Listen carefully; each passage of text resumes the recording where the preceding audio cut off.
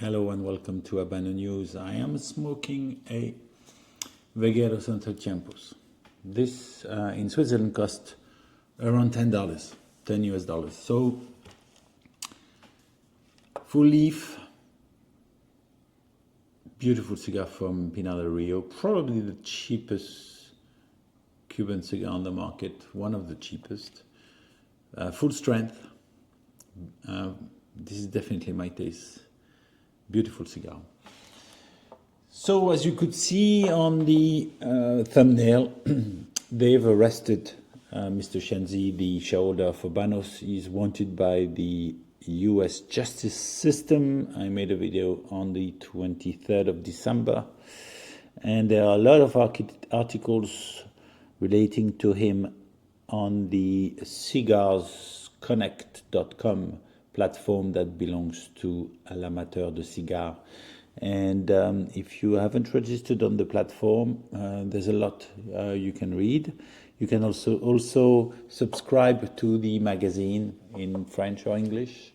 It's not very expensive, very good quality, and I'm a big fan of these people.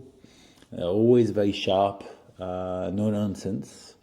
By the way, I pay my subscription and I don't get any money from them, for your information. So let's talk about Mr. Chen Zhi.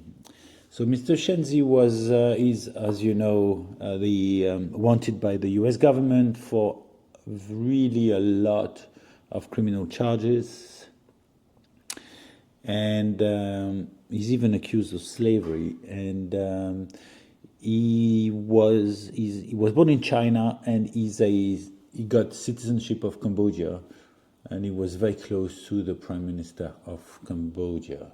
And as you can guess, there was certainly a lot of pressure from the U.S. government, because there's Cambodia, there's the U.S., and there's also China. So the Cambodian government have revoked his Cambodian citizenship, and they've extradited him to China. I don't think the Chinese are going to turn him into the U.S. Justice system. Obviously, there are many countries, like France, for example, they don't extradite their citizens to other countries. So I guess this gentleman is going to stay in China for a long time,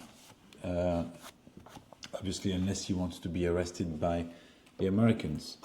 As far as Habanos is concerned, it's a big issue, because I believe that they are handling some difficult situations regarding him and the effect this gentleman behavior has on their business, on their reputation, and obviously it's also a big problem for the distributors, because he's directly a shareholder of, or indirectly a shareholder through being a shareholder of Habanos, is indirectly a shareholder of all the distributors. So a lot of them are probably trying to sort out this issue. I read in cigarsconnect.com that the distributor from the Nordic country, Sweden, for example, lost their license to sell tobacco in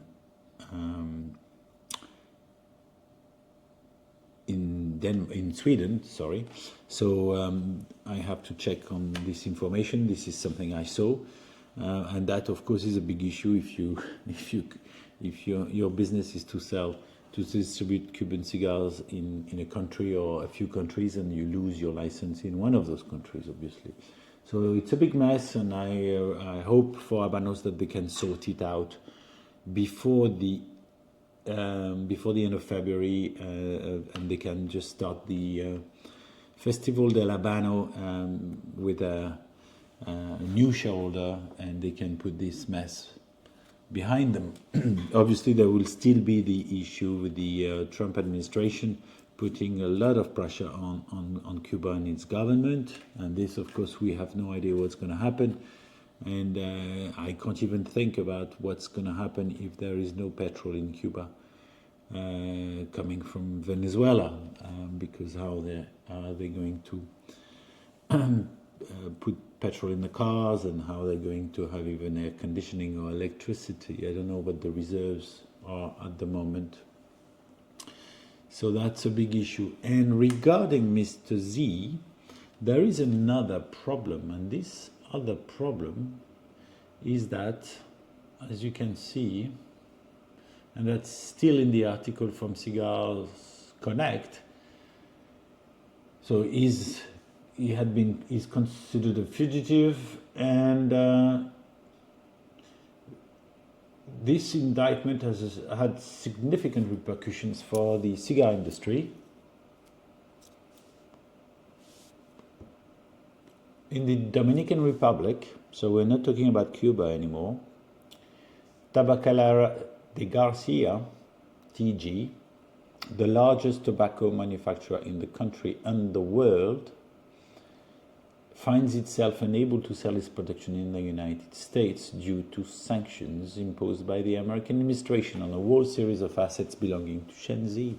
So imagine, the biggest manufacturer of cigars, of non-Cuban cigars in the world, is unable to send cigars to the US. So the US cannot buy Cuban cigars officially, obviously, and the biggest producer of non-Cuban cigars cannot anymore sell its cigars to the US.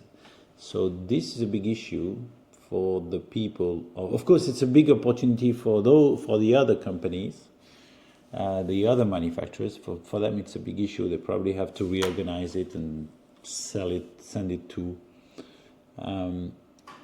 other countries like Europe, Asia, but that's going to be tough. I don't know if you've seen sorry, this is my coffee machine. I don't know if in the US you're already seeing, it's a bit too early, but there might be some effects on some brands which are made by this factory, which might be, there might be a shortage, because I know some brands are fully made there. So officially they will not be able to enter the US market. That's a big issue, but so an opportunity, I guess, for other brands. So this man managed to make a mess for Habanos, but also for a lot of Dominican Republic made cigars. So we'll see what happens. I made a video with Raka, and she posted it on her channel, and we did a collaboration. So I guess for those who haven't seen this video appear when you open YouTube, maybe you can check out the number 6 Cavendish. We made a video the day after the party for the launch of the Punch Princesses, and it's quite interesting, I guess, I hope. It's a good video. I had a lot of fun, and our friend Pantelis was there, also joined us, and he's very knowledgeable. First of all, he's from Cyprus, but he's also extremely knowledgeable about cigars, more technical than I am. And so this video you can see on number 6 Cavendish YouTube channel. It's a video that lasts, I don't know, 45 minutes, probably, maybe an hour. So you can light up a cigar and watch it. I hope you like this video. Please subscribe if you haven't subscribed to the channel, so you can just you won't miss any new video. Click on the bell as well, and I hope to see you soon. Goodbye.